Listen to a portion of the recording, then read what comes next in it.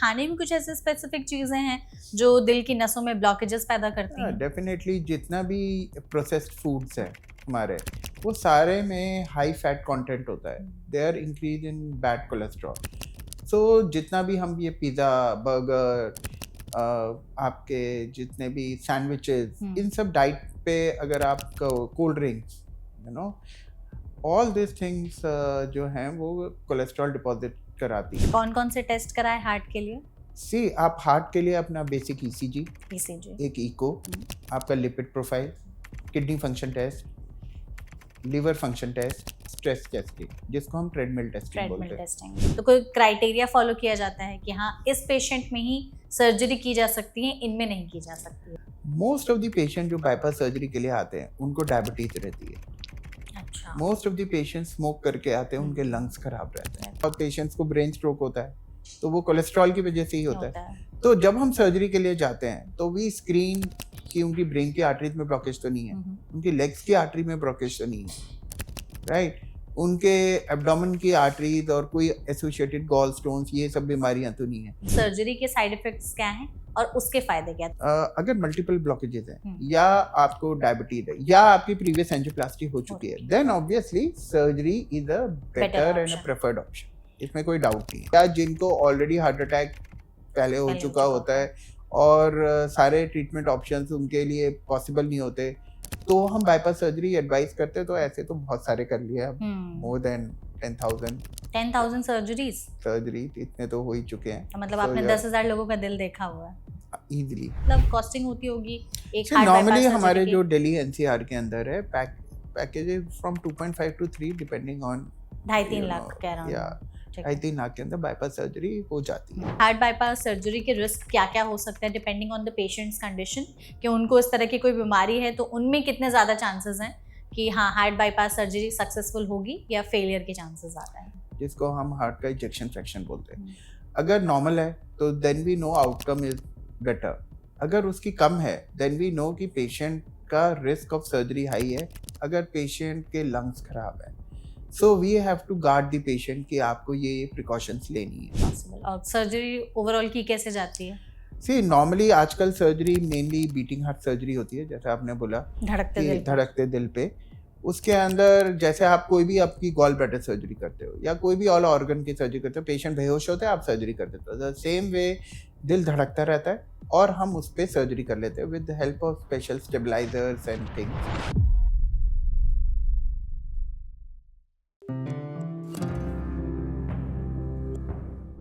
India में हर साल लाखों लोग हार्ट ब्लॉकेज की वजह से हॉस्पिटल पहुंचते हैं और उसके बाद प्रॉब्लम इतनी सीवियर हो चुकी होती है कि इसका जो आखिरी इलाज का ऑप्शन बचता है वो होती है हार्ट बाईपास सर्जरी। ऐसे में लोगों के मन में हार्ट बाईपास सर्जरी को लेकर बहुत सारे मिथ्स हैं कि आखिर ये सर्जरी क्या है, क्यों होती है, कौन से लोग करवा सकते हैं, कौन से लोग नहीं करवा सकते हैं, क्या ये सर्जरी डेंजरस होती है और हार्ट बाईपास सर्जरी के बाद क्या कोई इंसान अपनी नॉर्मल लाइफ कभी दोबारा जी सकता है या नहीं। इसके साथ ही ये एंजियोप्लास्टी से कितनी अलग है, इसमें क्या नए एडवांसमेंट्स आए हैं, इसके साइड इफेक्ट्स क्या हैं या इसका फायदा क्या है। तो ऐसे में अगर आपके घर में कोई भी ब्लड प्रेशर का मरीज है, कोलेस्ट्रॉल का मरीज है या डायबिटीज से पीड़ित है या फिर उन्हें हार्ट में ब्लॉकेजेस की परेशानी है, तो ये पॉडकास्ट का एपिसोड आप सभी के लिए बहुत ही ज्यादा इंपॉर्टेंट होने वाला है, क्योंकि आज के सेशन में हम इसी पर बात करेंगे कि हार्ट बाईपास सर्जरी क्या है और इससे रिलेटेड तमाम ऐसी डिटेल आपको जानने समझाने की कोशिश करेंगे जो आपके लिए जानना बेहद जरूरी है। जिसके लिए हमारे साथ इस सेशन में एक बहुत ही स्पेशल एक्सपर्ट मौजूद हैं। हमारे साथ हैं डॉक्टर अखिल कुमार रस्तोगी, जो कि सीनियर डायरेक्टर और एचओडी हैं cardiac surgery Sharda care health city में। तो डॉक्टर इस सेशन में सबसे पहले तो आपका बहुत बहुत स्वागत है। Hello, thank you so much doctor हमारे साथ जुड़ने के लिए। हम चाहेंगे आपके जरिए हमारी ऑडियंस तक हम हार्ट बाईपास सर्जरी के बारे में ज़्यादा से ज़्यादा जो इन्फॉर्मेशन है, अवेयरनेस है, वो सभी पहुंचाने की कोशिश करें, क्योंकि लोगों के मन में सवाल काफ़ी ज़्यादा रहते हैं लेकिन उनके पास एग्जैक्ट और सही जवाब नहीं रहता कि हमें जो जानना है उसका जवाब हमें कहाँ से मिलेगा। तो आप कार्डियक सर्जन हैं, आप हैं हमारे साथ इस सेशन में, तो हम पूरी कोशिश करेंगे आपके जरिए हमारी ऑडियंस तक इन सभी के बारे में सही सही डिटेल पहुंचा सके। सबसे पहले पॉडकास्ट की शुरुआत इसी से करते हैं कि हार्ट बाईपास सर्जरी अगर किसी को आसान भाषा में समझनी हो कि एग्जैक्टली क्या है तो कैसे समझा जाए? सी एज दिन जैसे ना सजेस्ट करता है कि बाईपास सर्जरी। नाउ बाईपास होता क्या है? बाईपास होता है कि कहीं पे कोई रुकावट हो और आपने उसका नया रास्ता दे दिया हो। जैसे कि आप मेरठ जा रहे थे या मेरठ को क्रॉस कर रहे थे, तो सिटी के अंदर बहुत ज्यादा ट्रैफिक जैम था, तो गवर्नमेंट ने मेरठ बाईपास बना दिया, मेरठ हाईवे एक्सप्रेसवे राइट, जैसे। एक्सप्रेसवे जैसा। सो इन सिंपल भाषा में it is an alternative root. ठीक है, कि आपके हार्ट में नसों में ब्लॉकेज है, आपने एक ऑल्टरनेट रूट दे दिया उस ब्लॉकेज के आगे ब्लड को पहुंचाने के लिए, जिससे कि हार्ट की मसल तक ब्लड पहुंच सके। सो this is in simple way the bypass surgery. तो हार्ट, आपने कहा कि हार्ट में जब ब्लॉकेजेस, नसों में जब ब्लॉकेजेस बनने लगते हैं, तब जो है हार्ट बाईपास सर्जरी की जाती है, नए रास्ते बनाए जाते हैं, बेसिकली नए रास्ते बनाए जाते हैं सो दैट वहां पे ब्लॉकेज ना हो। हार्ट ब्लॉकेज कैसे बनने लगता है, कि दिल की नसों में क्या ऐसी चीजें हो जाती हैं हमारी तरफ से ही कि दिल की नसें जो हैं वो ब्लॉकेजेस का शिकार हो जाती हैं?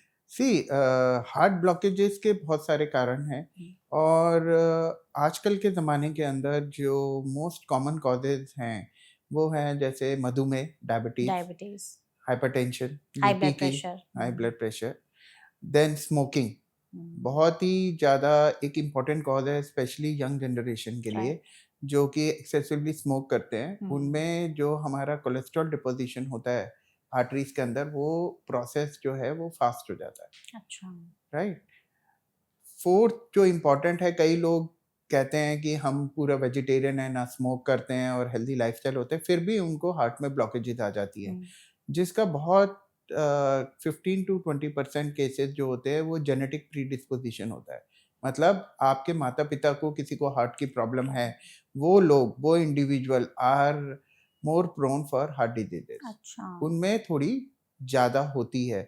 सो ये 4-5 बहुत ही इम्पोर्टेंट कॉजेज हैं जो कि आपके हार्ट में कोलेस्ट्रॉल ब्लॉकेज हो। डिपोजिशन या ब्लॉकेजेस में वो एग्रेवेट करते हैं आपको। एंड ऑब्वियसली आजकल के ज़माने के अंदर बिकॉज ऑफ स्ट्रेसफुल लाइफ,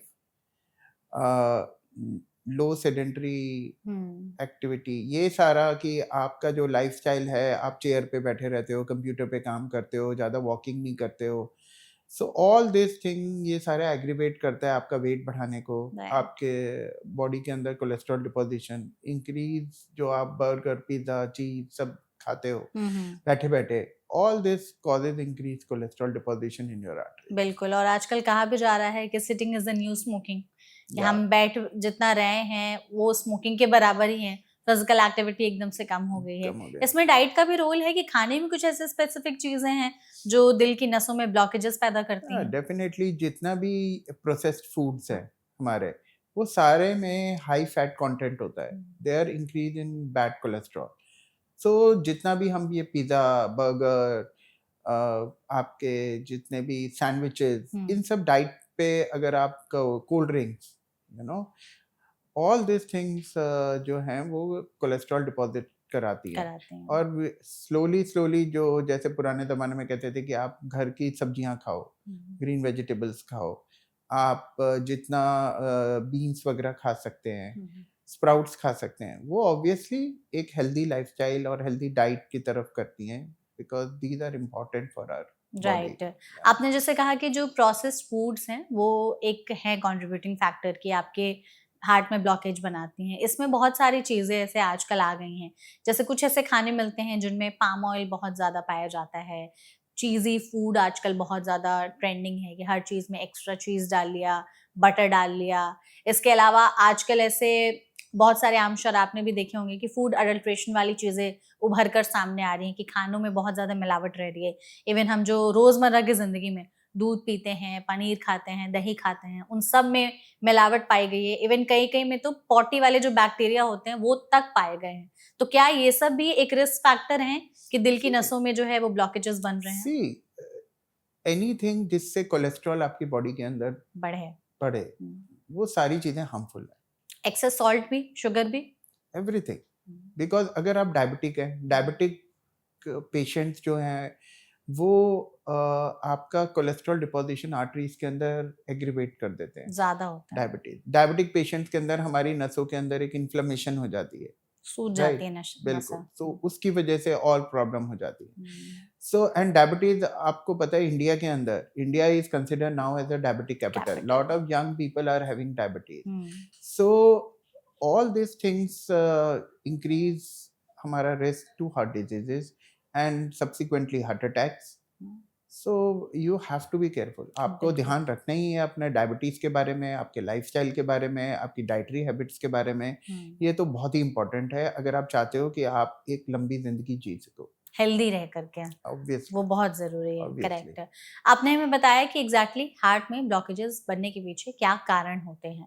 तो क्या जो है हमेशा जो ऑप्शन रहता है हार्ट ब्लॉकेजेस को ट्रीट करने का वो सर्जरी ही रहती है, या उसके पहले भी कुछ और ट्रीटमेंट्स हमारे पास अवेलेबल है कि हाँ ये ट्राई करके देख लेते हैं, नहीं हुआ तब सर्जरी पर See, मैं जाएंगे? इस क्वेश्चन को दो पार्ट में डिवाइड करूंगा. एक पहली चीज कि आपको ब्लॉकेजेस पता है, ब्लॉकेजेस पता होने के कारण या क्या तरीके हैं इम्पोर्टेंट है. सबसे पहले आप अपना एक एडवाइस यही रहता है कि अगर आप 40 साल से ऊपर है और आपको ये सारे रिस्क फैक्टर हैं, आपको हाइपरटेंशन है, डायबिटीज है, स्ट्रॉन्ग फैमिली हिस्ट्री है, तो आप अपना regular health checkup, cardiac checkup जरूर कराएं. कौन कौन से टेस्ट कराएं हार्ट के लिए? सी आप हार्ट के लिए अपना बेसिक ईसीजी, एक इको, आपका lipid profile, kidney function test, liver function test, right. Then important आता है हार्ट चेकअप में जो सबसे ज़्यादा लोग मिस करते हैं वो होता है एक स्ट्रेस टेस्टिंग, जिसको हम ट्रेडमिल टेस्टिंग बोलते हैं. ओके, वो ट्रेडमिल पे भी करके हो सकता है, स्ट्रेस इको करके हो सकता है. बिकॉज नॉर्मली जो पेशेंट्स कई बार हमारे पास आते हैं जिनका normal stationary heart function normal होता है, बट उनके दिल के अंदर ब्लॉकेजेस होती है. वो तभी आपको पता चलती है जब आप अपने आप को स्ट्रेस में पुट करते हो. मतलब अपने हार्ट पर हम प्रेशर डालते हैं. बिल्कुल. तो वो आप ट्रेडमिल पे आप रन करते हो तो डेफिनेटली बॉडी एक्सर्शन, हार्ट की पंपिंग बढ़ेगी. तो अगर कोई भी ब्लॉकेज रहेगा तो वो एविडेंट हो जाती है, राइट. तो ये एक बेसिक टेस्ट है टीएमटी या स्ट्रेस इको, जो आपको हर कार्डियक चेकअप के अंदर अपने में इंक्लूड करना चाहिए. कितनी देर का होता है ये टेस्ट? नॉर्मली 20 मिनट्स, 20 मिनट का. 20 मिनट में होता है. तो ये आपको डेफिनेटली करना चाहिए. बिकॉज जो हम बहुत बारी आजकल सुनते हैं कि यंग पेशेंट जिम में चले गए एंड ये हो गया, हार्ट अटैक हो गया. सो होता क्या है कि उनमें कोई ना कोई प्री डिस्पोजिंग फैक्टर रहता है, जिसकी वजह से आपको पता नहीं चलता है. सडनली आप अपने आप को स्ट्रेनर्स एक्सरसाइज में पुट इन कर लेते हैं एंड देन यू कोलैप्स. मतलब एक ही दिन हार्ट पर प्रेशर पड़ा, हार्ट झेल नहीं पाया और फिर हार्ट अटैक आ गया. और ये आजकल ट्रेंड हो गया जिम पे जाना. बहुत लोग अपने आप को जो काफी जो यूज टू नहीं होते, सडनली वो अपने आप को जिम ट्रेनिंग के लिए कर लेते हैं. सो एक तो ये पार्ट हो गया. द सेकेंड पार्ट हो गया कि आपको पता है कि अब आपको हार्ट की डिजीजेज हैं, कि आपको ब्लॉकेजेज हैं, जो एंजियोग्राफी से नॉर्मली पता चलता है. एंजियोग्राफी से, राइट. ये टेस्ट है, ये टेस्ट है जो आप सीटी एंजियोग्राफी से करा सकते हैं या कन्वेंशनल एंजियोग्राफी से करा सकते हैं. जब आपको पता हो जाता है कि आपके हार्ट में ब्लॉकेजेज हैं, तब हमारे पास ऑप्शन आती है कि हम कैसे उसको ट्रीट कराएं. राइट. कई इंस्टेंसेस में अगर ब्लॉकेजेस आपको पता है कि अराउंड 50 to 60% ब्लॉकेजेस हैं या नॉट मोर देन 70% है, तो हम पेशेंट को एडवाइस करते हैं कि आप अपना लाइफस्टाइल मॉडिफिकेशन करिए, रेगुलर चेकअप कराते रहिए. अगर आपको कोई अक्यूट सीने में दर्द हो तो आप डेफिनेटली हॉस्पिटल आइए, अदरवाइज आप एक लाइफस्टाइल मॉडिफिकेशन से अपने आप को ट्रीट करिए. क्या लाइफस्टाइल में बदलाव करने के लिए आप बोलते हैं? ऑब्वियसली जो डेली एक्सरसाइजेज हैं वो आप करिए. एक्सरसाइजेज का मतलब ये नहीं कि आपको जिम में करना है. तो ब्रिस्क वॉकिंग हो गया, साइकिलिंग हो गई, स्टेशनरी साइकिलिंग हो गई, स्विमिंग हो गई, राइट, ये सब. सो आप ग्रेजुअली उसको ग्रेड करके आप इंक्रीज करिए. ये नहीं कि पहले दिन ही आपको लग रहा है कि नहीं मैं 10,000 स्टेप्स करने, आप 5,000 तक चाहिए. जो कंफर्टेबली आप कर सकते हैं वो करिए. ओके, एंड ग्रेजुअली उसको. The second most important thing जिनको डायग्नोज्ड है कि उनको सब क्रिटिकल हार्ट डिजीज है, इज डाइटरी रिस्ट्रिक्शन. जैसे हमने अभी बात की कि high cholesterol food, high salt, all those things जो ब्लड प्रेशर इंक्रीज करते हैं, जो डायबिटीज इंक्रीज करते हैं, वो आपको अवॉइड करने हैं. थर्ड इंपॉर्टेंट थिंग है, अगर आप स्मोकिंग करते हैं तो डेफिनेटली स्मोकिंग एब्सोल्युटली अवॉइड करनी है, बंद करनी है. बिल्कुल. और इवन आपको उस एरिया में भी नहीं जाना है जहां पे लोग स्मोक कर रहे हो. सो पैसिव स्मोकिंग भी आपको अवॉइड करनी है. ठीक है. ओके. सो जिनको डायग्नोज है कि उनको सब क्रिटिकल डिजीज है, उनमें ये तीन तो डेफिनेटली उनको करना ही करना है. राइट. सो नॉर्मली यही होता है कि हम ये कहते हैं कि हार्ट के लिए 3 ही ऑप्शन हम बेसिकली होते हैं. या तो आप मेडिसिन पे रहिए, या आप एंजियोप्लास्टी करा लीजिए, जो हम बोलते हैं स्टेंट करवा लीजिए, कि स्टेंट छल्ला डाल डलवा के आप ओपन कर लीजिए ब्लॉकेजेस को। और थर्ड होती है सर्जरी, जो बाईपास सर्जरी होती है। यही 3 ऑप्शन होते हैं हार्ट डिजीज को, या तो पेशेंट दवाइयों पे रहेगा, या वो एंजियोप्लास्टी के लिए प्रोसीड करेगा, या वो सर्जरी के लिए प्रोसीड करेगा। तो डिपेंडिंग ऑन द डिजीजेस हम ये डिफाइन करते हैं। अगर उनको 1 या 2 वेसल के अंदर डिजीजेस होती हैं तो हम कहते हैं आप एंजियोप्लास्टी करा लो। अगर उनको मल्टीपल ब्लॉकेजेस हैं, मल्टीपल वेसल में ब्लॉकेजेस है, तो हम कहते हैं कि नहीं, बाईपास सर्जरी एक बेटर ऑप्शन है एज कंपेयर टू एंजियोप्लास्टी। ऐसा नहीं है कि नहीं हो सकती, बट एक लॉन्ग टर्म हेल्दी आउटकम के लिए bypass surgery is a preferred option. ठीक है। तो आपने जैसे कहा कि ये 3 चीज़ें मेजर कही जाती हैं कि आपके पास ये सारी चीज़ें हैं, आप अगर हार्ट में ब्लॉकेजेस हो गई हैं तो सबसे पहले लाइफस्टाइल में बदलाव हो गया, फिर दवाइयों का सहारा है, देन एंजियोप्लास्टी, तब जाकर के हार्ट बाईपास सर्जरी आती है। तो ब्लॉकेजेस आपने कहा कई बार मल्टीपल होते हैं तो हम सर्जरी के लिए रिकमेंड करते हैं। ऐसा भी कुछ है कि कुछ लोग सर्जरी के लिए एलिजिबल होते हैं, कुछ लोग नहीं एलिजिबल होते हैं, तो कोई क्राइटेरिया फॉलो किया जाता है कि हाँ, इस पेशेंट में ही सर्जरी की जा सकती है, इनमें नहीं की जा सकती है? See bypass surgery is a major surgery. Okay, तो जब भी हम कोई मेजर सर्जरी के लिए जाते हैं तो एक एक प्री सर्जरी के लिए प्री एनेस्थेटिक रिक्वायरमेंट्स होती हैं। Okay, most of the patient जो बाईपास सर्जरी के लिए आते हैं उनको डायबिटीज रहती है। अच्छा। Most of the patient smoke करके आते हैं, उनके लंग्स खराब रहते हैं। ओके, तो ये 2 बहुत ही प्री रिक्विजिट है जिनको हम एक्टिवली कंट्रोल करते हैं या मॉनिटर करते हैं बिफोर सर्जरी। सो जो पेशेंट कंप्लीटली अनकंट्रोल्ड डायबिटिक होते हैं उनको हमें 1-2 दिन हम इंसुलिन पे रखते हैं, राइट, सो दैट उनका शुगर कंट्रोल हो जाए। जिनको लंग की प्रॉब्लम है तो then we have to be careful कि इस पेशेंट को हमने सर्जरी तो कर ली, बट क्या पता ये वेंटिलेटर से ही ना निकल पाए। अच्छा, ऐसा हो सकता है? ऐसा हो सकता है, जिनके लंग्स बहुत ज्यादा खराब रहते हैं, तो उनमें हमें ये डिसीजन मेक करना होता है कि व्हाट इज बेटर। और समटाइम्स ऐसा होता है कि general condition of the patient also is very weak, कि patient is 70 years 75 years and patient is very lean and thin या ऑलमोस्ट बेड रिडन। तो जिस पेशेंट जो अपने आप उठ नहीं सकता, जो ऑलरेडी बेड रिडन है, उसके ऊपर आप बाईपास सर्जरी कर दो तो वो तो बिल्कुल ही कोई फायदा नहीं। I mean people do it for whatever reasons, but as a surgeon I always see कि मैं अगर सर्जरी कर रहा हूँ तो पेशेंट को बेनिफिट कितना हो रहा है, राइट, पेशेंट आगे एक एक्टिव लाइफस्टाइल जीने की स्थिति में है कि नहीं है। तो ये एक इम्पॉर्टेंट डिसीजन होता है। General health condition, lung condition, diabetes control, right, उसके बाद देख करके उसके बाद हम असेस करते हैं। Plus obviously battery of test होते हैं before we do the surgery. जब भी हम सर्जरी करते हैं हम उसके ब्रेन की आर्टरीज में स्क्रीनिंग करते हैं, बिकॉज बहुत पेशेंट्स को ब्रेन की आर्टरीज में भी ब्लॉकेज निकलती है। वहां भी ब्लॉकेजेस हो सकती है? डेफिनेटली। सी बेसिक प्रिंसिपल क्या है, कोलेस्ट्रॉल। तो कोलेस्ट्रॉल आपके ब्रेन कहते हैं, तो ब्रेन स्ट्रोक, बहुत पेशेंट्स को ब्रेन स्ट्रोक होता है तो वो कोलेस्ट्रॉल की वजह से ही होता है।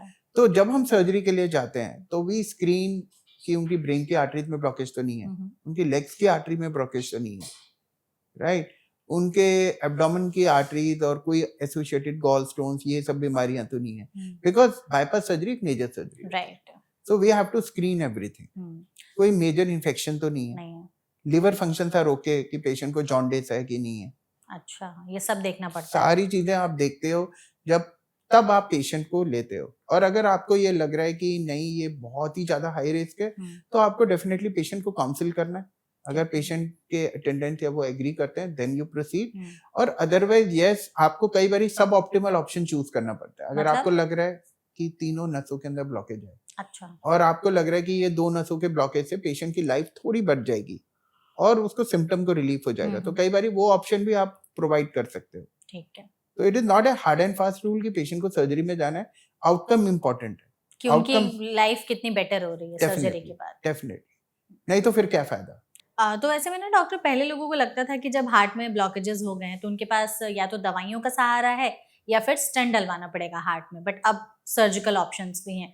तो थोड़ा सा ये बताइएगा कि जो लोग स्टंट डलवा लेते थे या अभी भी बहुत सारे लोग वही चीज करवाते हैं, वो सर्जरी से कितनी अलग है और इसके साइड इफेक्ट्स क्या है, फायदे क्या है, और अगर कोई सर्जरी के लिए जाता है तो सर्जरी के साइड इफेक्ट्स क्या हैं और उसके फायदे क्या है, थोड़ा सा हमें कंपैरिजन बता दीजिए। ओके, सी जब आप एंजियोप्लास्टी कराते हो कोई भी, तो ऑब्वियसली आप जो ब्लॉकेजेस हैं उनमें एक स्टेंट डाल देते हो, राइट? वो ओपन हो जाती हैं, राइट?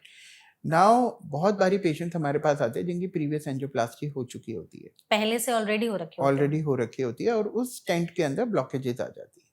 मतलब स्टेंट डलवाने के बाद फिर से हार्ट में ब्लॉकेज? फिर से हार्ट में ब्लॉकेजेस आ जाती हैं, बिकॉज किसी भी वजह से, चाहे वो उन्होंने हेल्दी लाइफस्टाइल मेंटेन ना किया हो, स्मोकिंग है तो स्मोकिंग शुरू कर दे। बहुत पेशेंट, अगर आप देखो किसी की एंजियोप्लास्टी हो गई हो तो 2-3 साल तक तो वो काफी अलर्ट रहते हैं। आफ्टर दैट उनका वही पुराना आ जाता है कि स्मोकिंग करेंगे, फैटी फूड्स खाना शुरू कर देंगे, कोलेस्ट्रॉल वापस से डिपॉजिट हो जाएगा। तो वो पेशेंट्स हमारे पास बाईपास सर्जरी के लिए आते हैं, ठीक है, राइट? नाउ डिफरेंस एंजियोप्लास्टी और सर्जरी में ये इंपॉर्टेंट है। डेफिनेटली एंजियोप्लास्टी आप कैथ लैब में करते हो, पेशेंट मोबाइल होता है, कोई बेहोशी की जरूरत नहीं पड़ती, patient is out of bed with in 24 hours and at home with in 48 hours, right? Surgery एक मेजर सर्जरी है, सो डेफिनेटली उसमें थोड़ी प्लानिंग ज्यादा चाहिए होती है, पोस्ट ऑपरेटिव रिकवरी में थोड़ा टाइम ज्यादा लगता है। But normally most of the hospitals के अंदर जब आप बाईपास सर्जरी ठीक ठाक हो जाती है तो विद इन 4th और 5th डे पेशेंट अच्छे से चेयर कुर्सी पे बैठ लेता है, अपनी एक्टिविटी कर लेता है। ठीक है, तो ये एक इम्पॉर्टेंट डेफिनेटली डिफरेंस है, या डर होता है पेशेंट में कि अरे मैंने बाईपास सर्जरी करा ली तो I will be immobile for a long period of time, कि नॉर्मल लाइफ नहीं जी पाएंगे, कि नॉर्मल लाइफ नहीं जी पाएंगे। तो ये एक मिथ है, क्योंकि आजकल इतनी बाईपास सर्जरी सेफ हो गई है कि आप पेशेंट रिकवरी बहुत जल्दी हो जाती है। तो ये एक मेजर फर्क है कि yes, angioplasty versus surgery surgery है, एंजियोप्लास्टी एक इन्वेजिव प्रोसीजर है जो कि आप कुछ मिनटों या आधे घंटे के अंदर कर लेते हैं। ठीक है, राइट? तो एंजियोप्लास्टी क्या ऐसा है कि हार्ट में तीनों ब्लॉकेजेस, मतलब तीनों नसें जो हैं ब्लॉक हो चुकी हैं, तो एंजियोप्लास्टी की जाएगी या सर्जरी की जाएगी, ये आप लोग कैसे डिसाइड करते हैं? सी नॉर्मली जो मेडिकल क्राइटेरिया रहते हैं या मेडिकल अमेरिकन हार्ट एसोसिएशन जो हम रूटीनली फॉलो करते हैं, उसमें ये कहा जाता है कि अगर आपकी तीनों नसों में ब्लॉकेज है, पर अगर सिंगल ब्लॉकेज है तो आप एंजियोप्लास्टी का ऑप्शन ले सकते हैं। ठीक है, ओके। पहले ये होता था कि नहीं, तीनों नसों में ब्लॉकेज है तो बाईपास सर्जरी, बट जैसे सर्जरी में एडवांसेस है वैसे एंजियोप्लास्टी में भी एडवांसेस है। सो नॉर्मली एक जनरल क्राइटेरिया ये होता है कि अगर आपके तीनों नसों में ब्लॉकेज है पर एक जगह पे ब्लॉकेज है तो आप एंजियोप्लास्टी करा सकते हैं। ओके, ठीक है, राइट? अगर मल्टीपल ब्लॉकेजेस हैं या आपको डायबिटीज है या आपकी प्रीवियस एंजियोप्लास्टी हो चुकी है, then obviously surgery is a better and a preferred option, इसमें कोई डाउट नहीं है। मिनिमम से मैक्सिमम कितने ब्लॉकेजेस हो सकते हैं एक बार में किसी भी इंसान को? ये कहना क्वांटिफाई करना बड़ा मुश्किल होता है, बट आप मान के चलिए कि अगर आपके एक ही नस के अंदर 2 ब्लॉकेजेस हैं, तो अगर आप 3 नसों में करोगे तो 6 हो गए, तो आप बाईपास सर्जरी करा लो। हाँ, आपने अभी तक कितने ऐसा किया अपने करियर में, कुछ ऐसा देखा है आपने? बताना बहुत सारे पेशेंट मोस्टली बाईपास सर्जरी के लिए आते हैं जो मल्टीपल ब्लॉकेजेस के साथ आते हैं, जो डायबिटिक होते हैं या जिनकी एंजियोप्लास्टी होती है, मोर सबसेट, या जिनको ऑलरेडी हार्ट अटैक पहले हो चुका होता है और सारे ट्रीटमेंट ऑप्शंस उनके लिए पॉसिबल नहीं होते, तो हम बाईपास सर्जरी एडवाइस करते हैं। तो ऐसे तो बहुत सारे कर लिए अब, मोर देन 10,000 सर्जरी इतने तो हो ही चुके हैं। तो मतलब आपने 10,000 लोगों का दिल देखा हुआ है easily. Okay.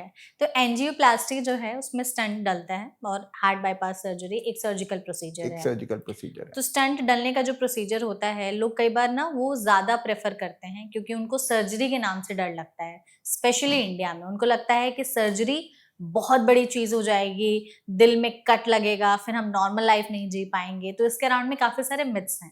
I am sure आपके पास पेशेंट्स भी बहुत सारे ऐसे मिथ्स लेकर के आते होंगे। हम चाहते हैं हमारी ऑडियंस के लिए कुछ मिथ्स आप जरूर बताएं जो आपने अपने रोजमर्रा के ऐसे ओपीडीज में सुने होंगे कि हाँ ये चीजें मेरे साथ भी, मतलब आपके सामने भी होती हैं, जो आप बर्स्ट करना चाहेंगे कि नहीं ऐसा कुछ नहीं है, ये चीजें नहीं होती। ओके, आपने बहुत ही अच्छा क्वेश्चन पूछा ये, और ये बहुत कॉमन होता है। बहुत पेशेंट जिनको पता होता है कि वो बाईपास सर्जरी के लिए ओपीडी में आते हैं कहीं ना कहीं अपनी एंजियोग्राफी करा के, और आप उनको जैसे ही सर्जरी के बारे में बताते हो, उनका फर्स्ट रिएक्शन होता है डॉक्टर साहब कोई और तरीका नहीं है, या मैं नहीं कराना चाहता, कि क्या है। बहुत पेशेंट्स तो जिनकी एंजियोग्राफी होती है और उनको पता चलता है कि तीनों वेसल के अंदर ब्लॉकेज है और मल्टीपल ब्लॉकेज है, कार्डियोलॉजिस्ट कहता है कि नहीं अब तो सर्जरी आपके पास ऑप्शन है, and when you council them, तो वो सबसे पहले तो बोलते हैं कि नहीं, मुझे 2-4 दिन की मोहलत दे दीजिए। उनको सोचूंगा मैं। ऐसा लगता है, बिल्कुल सोचूंगा नहीं, उनको ऐसा लगता है कि ये मेरा अब तो मैं बचूंगा नहीं, अच्छा। अब तो मुझे कुछ ना कुछ तो ज़रूर करना है अपनी फैमिली के लिए, कहीं न कहीं कोई हिडन एसेट्स हैं, उनको फैमिली वालों को बता दूँ, कुछ बैंक बैलेंस अपने वालों को बता दूँ। तो ये अच्छा। बहुत कॉमन होता है कि हम्म। पेशेंट एकदम से ये बोलता है, "सर मुझे 2-3 दिन की मोहलत दे दो, मैं 4 दिन बाद आके एडमिट हो जाऊँगा सर्जरी के लिए।" वसीयत नाम ला कर देता हूँ बिल्कुल, इट वैसे। Is a very, very common thing, hmm. Very common thing hmm. जो पेशेंट बोलते हैं। तो बहुत ज़्यादा डर होता है पेशेंट को जैसे ही आप सर्जरी बताते हो, because over a period of time cardiac surgery देखिए एक बहुत नई ब्रांच है। हम्म। 2000 1950s के अंदर फर्स्ट टाइम हुई, तो आप देखो 70 साल पुरानी ब्रांच है। हम्म। ओके, शुरू-शुरू के अंदर रिजल्ट्स भी अच्छे नहीं थे। इंडिया के अंदर 1980s के अंदर बाईपास सर्जरी अच्छे से शुरू हुई।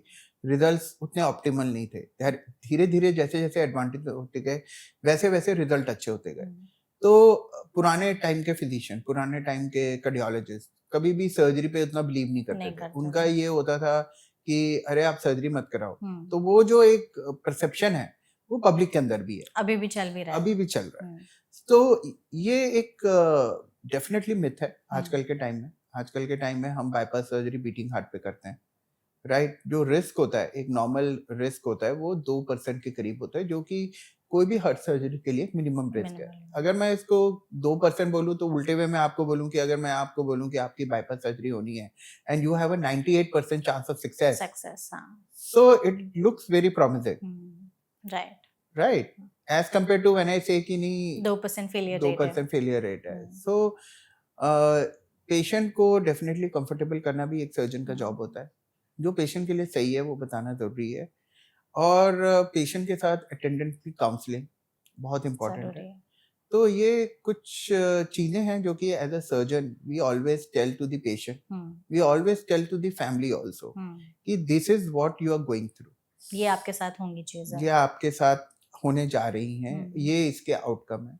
पेशेंट्स के मन में बहुत सारे सवाल होते हैं, एंड एज़ अ सर्जन मेरी ये कोशिश रहती है, या कोई भी सर्जन की कोशिश रहती है कि वो सारे डाउट सर्जरी से पहले रिमूव क्लियर किए कर। जाए। यहाँ पर मेरा एक और सवाल होगा डॉक्टर कि जब भी कोई सर्जरी के लिए जाते हैं पेशेंट, तो आपने जैसे कहा कि उनके मन में, उनके फैमिली मेंबर्स के मन में तमाम तरह के सवाल रहते हैं। कई बार वो लोग सेकंड ओपिनियन के लिए भी जाते हैं, थर्ड ओपिनियन के लिए भी जाते हैं कि चलो कैसे भी सर्जरी से बच जाए। लेकिन अगर सर्जरी बोल ही दिया गया है कि आपको करना ही है, तो फिर वो कई बार इंटरनेट का सहारा लेते हैं कि चलो हम इंटरनेट पर देख लेते हैं कि क्या है इसकी, क्या चीज़ें नहीं हैं। अपने घर परिवार में लोगों से पूछ लिया। अगर पेशेंट सर्जरी के लिए बोल दिया गया उनको, तो 4-5 ऐसे सवाल जो पेशेंट को ही डॉक्टर से ज़रूर पूछने चाहिए उनके बारे में कि हाँ, हमारी सर्जरी होने जा रही है, तो उनको क्या पता होना चाहिए कि ये आप डॉक्टर से ज़रूर पूछें। लोगों का एक जो कमेंट बहुत ज़्यादा आता है कि डॉक्टर कई बार चिढ़ जाते हैं कि आप हमसे ज़्यादा सवाल मत करो, हमारा काम हमें मत समझाओ। लेकिन हम चाहते हैं कि आप ज़रूर बताएँ कि पेशेंट को भी अपने चीज़ों को लेकर के अवेयर होना चाहिए कि अगर उनकी सर्जरी होने जा रही है, तो 4-5 ऐसे क्या सवाल हैं जो वो अपने डॉक्टर से ज़रूर पूछें।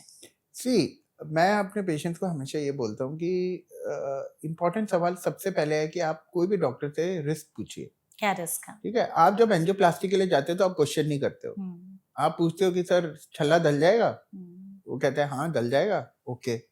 आप ये नहीं पूछते हो कि किस चीज़ का सक्सेस रेट, फेलियर रेट क्या है? हुँ। जबकि इन medical term there is a 10 to 15% chance of blockages in the first 6 months when you put a stent.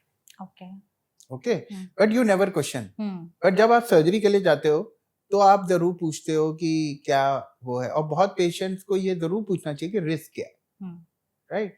Second thing कि रिकवरी कैसी होगी, ठीक है। ठीक है? हुँ। एंड थर्ड थिंग फाइनेंसेस कितने आएंगे, कितना क्योंकि ये खर्च होगा? 3 बहुत इंपॉर्टेंट है जो आप जरूर पूछिए, हुँ। बिकॉज इस पे बहुत सारे मिथ्स होते हैं, राइट?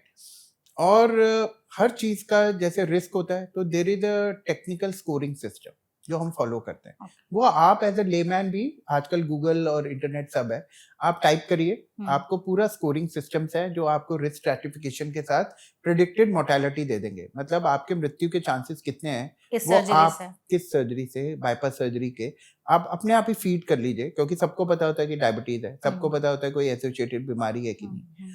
तो वो सारी चीजें आप एज ए लेमैन भी खुद भी चेक कर सकते हो, तो आपको आइडिया लग जाएगा कि कितनी रिस्की सर्जरी है, हुँ। राइट? रिकवरी के बारे में डेफिनेटली पूछिए पूछना कि चाहिए। क्या है, कितने टाइम में आप रिकवर हो जाओगे, और मोस्टली सर्जन आपको यही जवाब देंगे कि इतनी कोई घबराने की बात नहीं।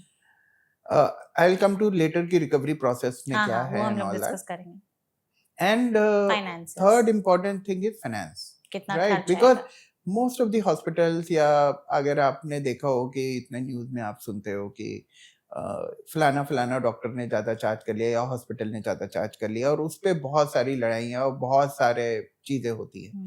तो फाइनेंशियल काउंसलिंग एक इम्पॉर्टेंट पार्ट होता है। मैं एक चीज आपके मीडिया से जरूर क्लियर करना चाहूंगा, कोई भी डॉक्टर, मोस्टली जो बाईपास सर्जरी या कोई भी बड़े हॉस्पिटल में काम करते हैं, they are just like an employ in an major corporate, right? Mostly doctors shy away from the financial part. They will give you an idea. The financial part, most corporate hospital have a financial department, ठीक है। right? But every doctor has an idea कि कितना खर्च कितना आएगा खर्चा आएगा। Sometimes, mostly, and कोई भी डॉक्टर ये नहीं चाहता कि पेशेंट का अननेसेसरली हार्म हो, राइट? सो एक जनरल आइडिया डेफिनेटली हम पेशेंट को देते हैं, मैं तो एटलीस्ट जरूर देता हूँ, और कोशिश करते हैं कि उसी फाइनेंशियल पैकेज के अंदर पेशेंट का हो जाए, बिकॉज सभी का हार्ड अर्न मनी है, राइट?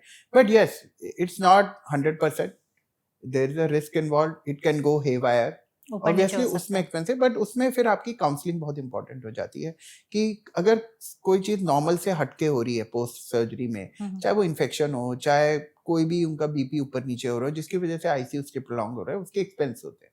अगर डॉक्टर अच्छे से काउंसिल करें तो जो हम आजकल सुनते हैं वो नहीं होता। तो एक pre surgery patient should give an idea to the attendant कि this is the approximate expense, things में go haywire, so that patient mentally prepare हो कि यार this is the estimate, it can go up to this.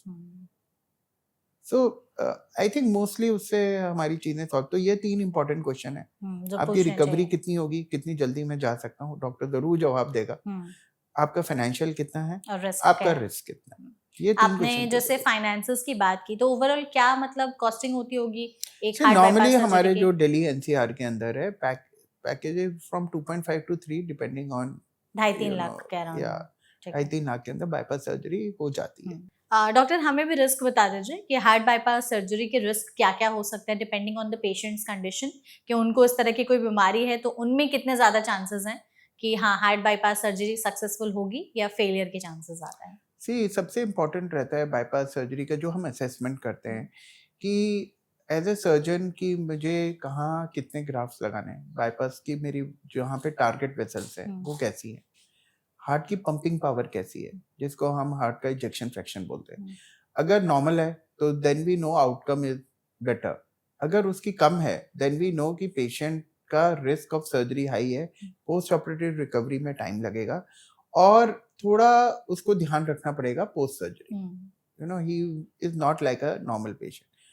Associated illness में अगर patient को liver disease है, अगर पेशेंट के लंग्स खराब है, so we have to guard the patient कि आपको ये प्रिकॉशंस लेनी है, you know these all things risk increases, कि हो सकता है वेंटिलेटर पे ज्यादा टाइम लगे। नॉर्मली हम पेशेंट को 12 घंटे या 15-16 घंटे के अंदर वेंटिलेटर से आउट कर देते हैं, बट अगर पेशेंट को लंग प्रॉब्लम है साथ में या लंग्स खराब है तो डेफिनेटली उसको वेंटिलेटर पे फंसने के चांसेस ज्यादा होते हैं, राइट?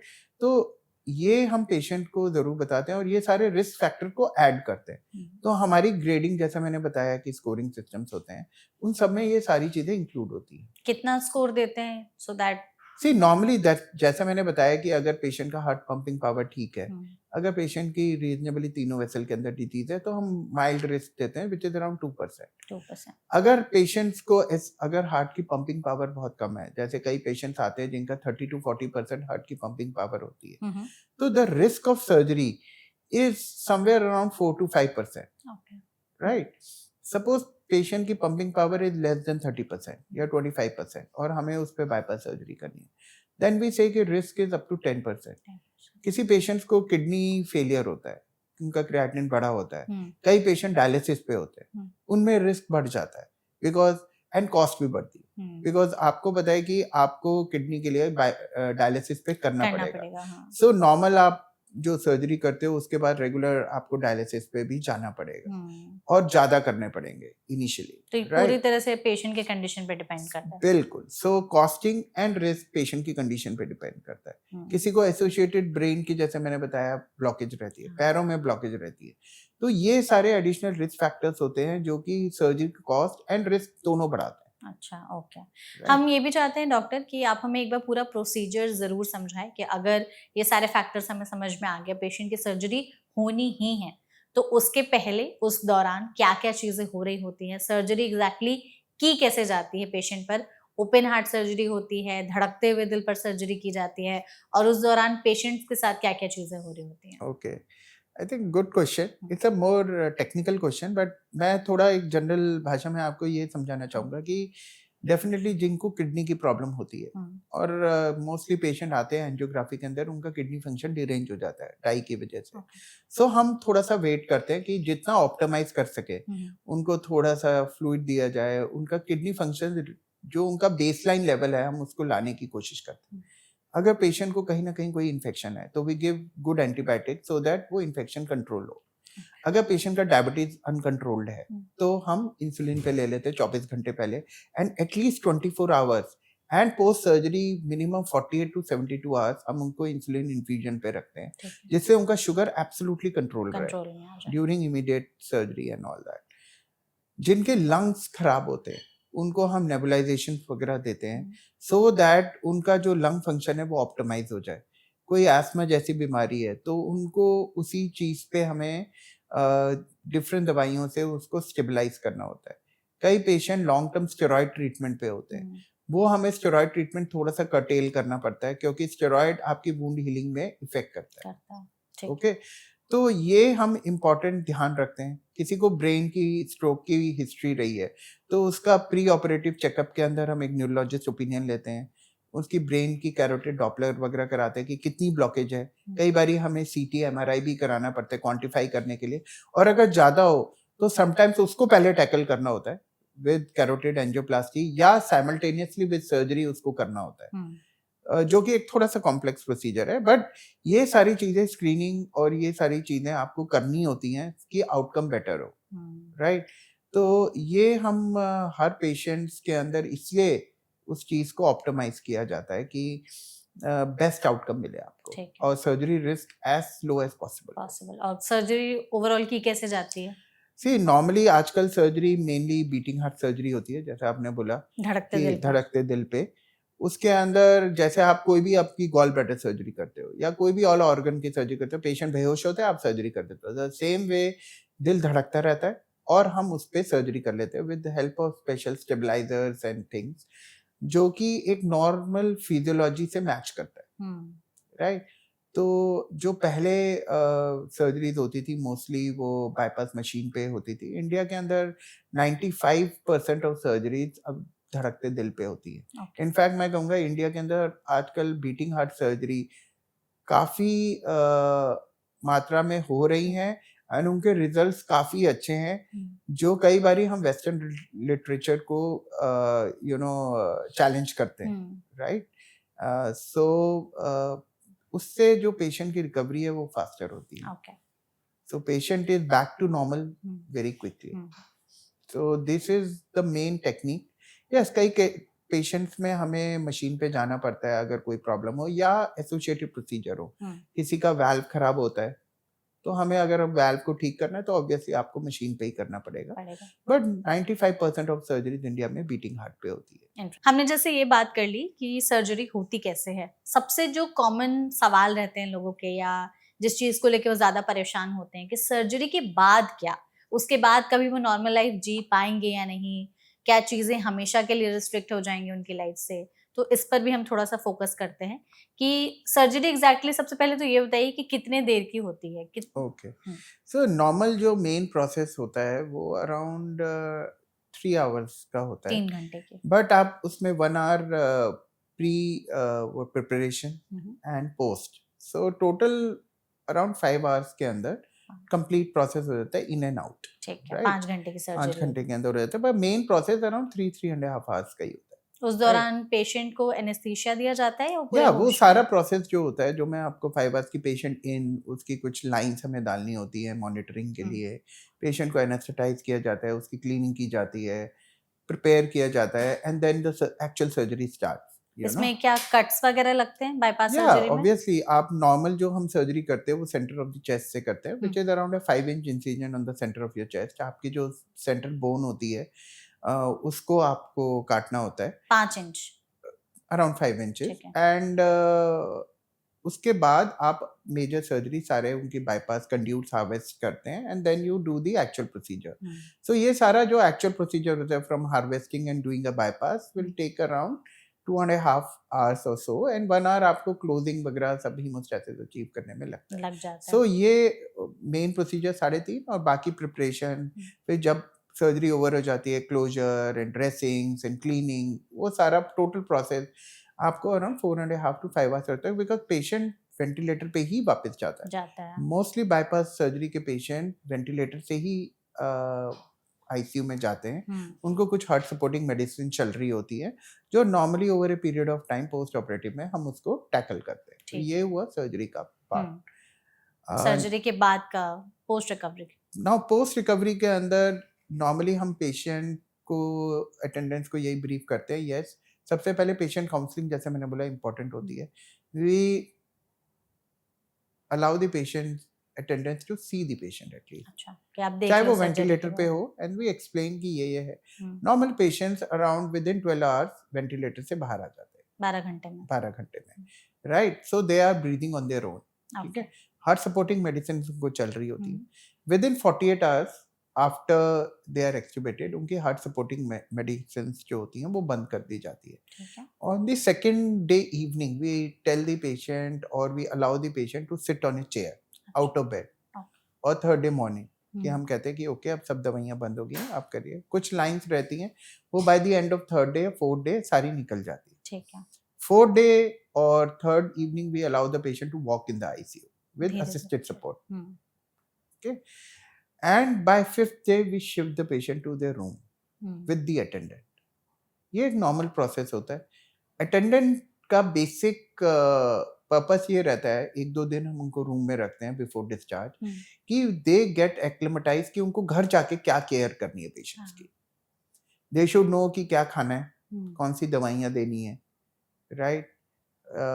कितना वॉक कराना है, बिकॉज एक बारी पेशेंट जब रूम में आ जाता है, सो बेसिकली पेशेंट की ये सुपरफिशियल मॉनिटरिंग होती रहती है, वो रेगुलर बीपी और वो होता है, बट मेनली अटेंडेंट्स को ही अब आगे जाके केयर करनी है। हुँ, तो कई बार हम एडवाइस करते हैं कि उनकी एक रेगुलर फिजियोथेरेपी होनी चाहिए, हुँ, जो हम चेस्ट फिजियोथेरेपी के लिए बॉल्स उठाने के लिए बोलते हैं, स्पायरोमेट्री जिसको बोलते हैं।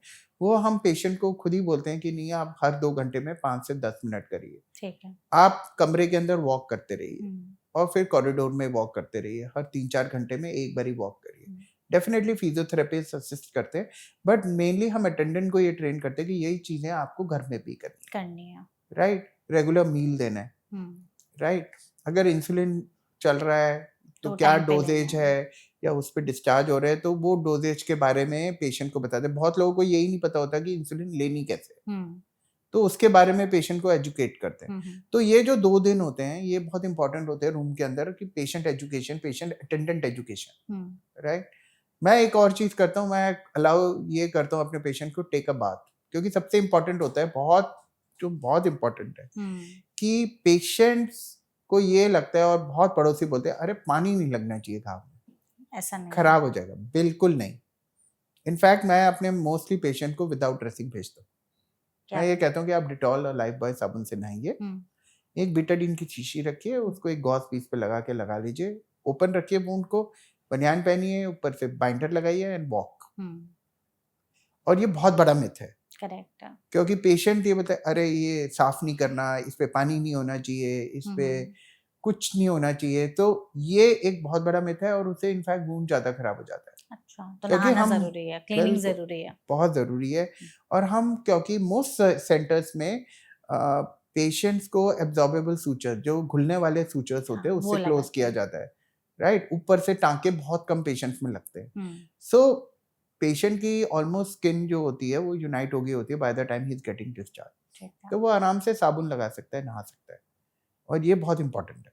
और डाइट में क्या रिस्ट्रिक्शंस हो जाते हैं फिर? सी मेनली फर्स्ट 1 मंथ और 2 मंथ हम पेशेंट को कहते हैं ज़्यादा रिस्ट्रिक्शंस नहीं है, एक्सेप्ट कि पेशेंट डायबिटिक हो तो हम पेशेंट को बोलते हैं कि शुगर वाली चीज़ें अवॉइड करिए, राइट। अदरवाइज क्या होता है कि पेशेंट की हेल्थ सर्जरी से यहाँ होती है, पहले सर्जरी के टाइम इधर आ जाती है, फिर हमारा एम है कि उसको इस लेवल पे वापस लेके आया जाए। सो उसके लिए इनिशियली हम डाइटरी रिस्ट्रिक्शन ज़्यादा नहीं करते। सो एडवाइस ये रहता है कि नॉर्मल दाल सब्जी रोटी जो आप खाते खाइए, हैं। बिल्कुल खाइए। मैं तो इतना अलाउ करता हूँ कि आप थोड़ा सा घी, क्योंकि कई पेशेंट का टेस्ट ऑल्टर होता है because of antibiotics and all that, आप थोड़ा सा घी लगा लीजिए, आप हल्का सा तड़का लगा लीजिए। इनफैक्ट जो लोग नॉनवेज खाते हैं, बहुत पेशेंट जो नॉनवेज के आदी होते हैं, उनमें हम ये बोलते हैं कि आप अलाउ कर लीजिए चिकन एंड फिश, आप उसको हल्के तेल के अंदर ग्रिल कर लीजिए या खा लीजिए, फिश हल्के तेल में फ्राई करके आप दे दीजिए या रोस्टेड दे दीजिए। सो हमारा मेन एम होता है कि पेशेंट की जो हेल्थ है वो फास्ट रिकवरी हो, क्योंकि सर्जरी तो मेजर है ही, इसमें कोई डाउट नहीं है, और टेस्ट भी ऑल्टर होता है because of antibiotics and all, सब दवाइयों की वजह से। सो ये एक इम्पॉर्टेंट थिंग है कि डाइट जो है उनको किसी भी तरह, चाहे वो स्मॉल क्वांटिटी में खाए, स्मॉल फ्रीक्वेंट मील्स बहुत जरूरी है, डेफिनेटली जरूरी है। And they have to take care of the diabetes, ये एक इम्पॉर्टेंट है। तो जो डायबिटिक पेशेंट्स होते हैं उनको हम एडवाइस करते हैं कि have a glucometer, take a recording. Mostly patient दूर शहर से आते हैं तो वी टेल आपके जो लोकल डायबिटोलॉजिस्ट है उनसे कंसल्ट में रहिए। बेसिक मेडिकेशंस तो हम उनको डिस्चार्ज पे करते हैं, बट उसके बाद let them be in control of diabetes, because life long उनको उन्हीं के पास जाना है। He can't come to me all the time, right. तो ये एक इम्पॉर्टेंट पोस्ट ऑपरेटिव रिकवरी का पार्ट है। एक हम चाहते हैं आखिरी में आप ये जरूर बताएं कि उनको सर्जरी के बाद नॉर्मल लाइफ या उनके काम पर वापस जाने में कितना समय लगता है, कि हाँ इतने समय के बाद वो काम पर जा सकते हैं, अपनी नॉर्मल लाइफ या डे टू डे एक्टिविटीज कर सकते हैं? वेरी गुड क्वेश्चन, बिकॉज ये this is the third important math जिसकी वजह से लोग सर्जरी नहीं कराते, अवॉइड करते हैं। हाँ, कि भाई अगर मैंने सर्जरी करा ली तो I am paralysed for life, या I can't go to my work, so they avoid the surgery. But ये बिल्कुल नहीं है। सी मोस्ट पेशेंट्स, जो लोग कंप्यूटर वर्क करते हैं या डेस्क वर्क ज़्यादा करते हैं, वी से कि आप 15 डेज पोस्ट सर्जरी आप अपना कंप्यूटर वर्क चालू कर लीजिए। 15 दिन के बाद, 15 दिन के बाद आप चालू कर लीजिए for few hours, right. I tell most of my patient to join office after a month, where he can do 5 to 6 hours off duty. बहुत पेशेंट्स आर्मी के होते हैं, बहुत पेशेंट्स होते हैं कुछ एक्टिव ड्यूटी पे होते हैं, तो वी अलाउ द पेशेंट्स की ओके आप ज्वाइन कर लीजिए 5-6 hours, आप रोज काम करिए। It is a light work, not a heavy work.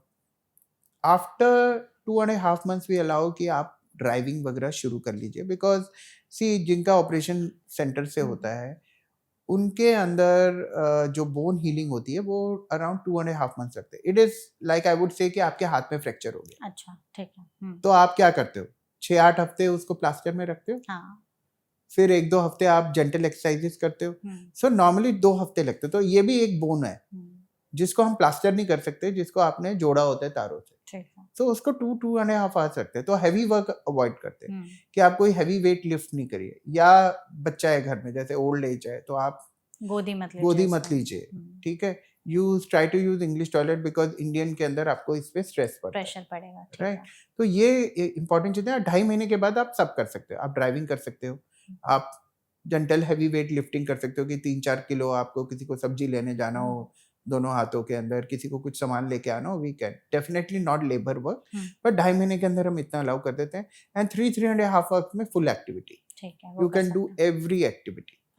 So patient को कोई रिस्ट्रिक्शंस नहीं है। पेशेंट अगर जॉब पे जाना चाहे तो 1 महीने के बाद जॉब पे जा सकता है, और उतना आई थिंक हमारी जो कॉर्पोरेट वर्ल्ड या जो भी है उतना अलाउ करती है कि यस उतना रिकवरी अलाउ करती है। तो there is no loss of work और लॉस ऑफ पे। मतलब मोस्टली 3-3.5 महीने के बाद अब अपनी नॉर्मल जिंदगी जो है पहले जैसे जी सकते हैं। एंड सबसे इम्पोर्टेंट रहता है ग्रेडेड एक्सरसाइज। सो पेशेंट्स को मैं ये बोलता हूँ कि आपका एक्टिविटी का ऐसे पैरामीटर होना चाहिए कि 1 महीने के अंदर you should be walking 1 to 1.5 kilometers. By the end of 3 months of surgery, you should be walking 3 to 4 kilometers a day. 3-4 kilometre एक दिन में, 3-3.5 महीने के बाद। 3 आपका ये एक रूटीन होना चाहिए, बिकॉज पोस्ट ऑपरेटिव आपको अपनी जो लाइफस्टाइल मॉडिफिकेशन है बदलने जरूरी है। Absolutely necessary. तो जिसमें जो आपके पैरामीटर्स है, प्रिवेंटिव हार्ट हेल्थ, वो सारे आ जाते हैं। Diet, diabetes, avoid smoking, regular physical activity और जेंटल एक्सरसाइजेस। आप बेसिक एक्सरसाइजेस भी करेंगे। मैं तो कई पेशेंट्स को बोलता हूँ जो आपके किड्स बच्चे स्कूल में करते हैं ना, हाथ ऊपर नीचे, वो जरूर करिए, सो दैट आपके शोल्डर खुले, चेस्ट खुले। Just keep on doing it, right? Daily walk करिए, increase up to 10,000 step by the end of 3-4 months. Do a gentle cycling. Initially हम अवॉइड करते हैं, आफ्टर 3 months हम कहते हैं आप साइकिलिंग भी करिए। देयर आर पेशेंट्स जो स्पोर्ट्स एक्टिविटी में बहुत करते हैं, जो कहते हैं कि हम टेनिस खेलना चाहते हैं, विल से कि 3-4 महीने में आप स्टार्ट प्लेइंग कर सकते हैं, whatever is possible, and gradually increase. ठीक है, तो ये सारी चीजें कर सकते हैं। परफेक्ट। आई थिंक इस सेशन में हमने ऑलमोस्ट हर चीजों को कवर किया और आपने हमें बहुत ही ब्यूटीफुली सब चीजों को समझाया है। I hope doctor you enjoyed the session. I enjoyed the session. Thank you so much हमारे साथ जुड़ने के लिए, and thank you so much audience, आपने इस वीडियो को यहाँ तक देखा। आई एम श्योर इस पॉडकास्ट के जरिए हार्ट बाईपास सर्जरी से रिलेटेड जो भी सवाल आपके मन में होंगे, उन सभी सवालों के जवाब आपको मिल गए होंगे। अगर आपके मन में कुछ और सवाल रह गए हो तो कमेंट सेक्शन के जरिए आप हमसे पूछ सकते हैं। हम पूरी कोशिश करेंगे डॉक्टर के जरिए ही उन सभी सवालों के जवाब देने के। ऐसे और भी सेशंस के लिए फॉलो करते रहिए NBT लाइव। Thank you.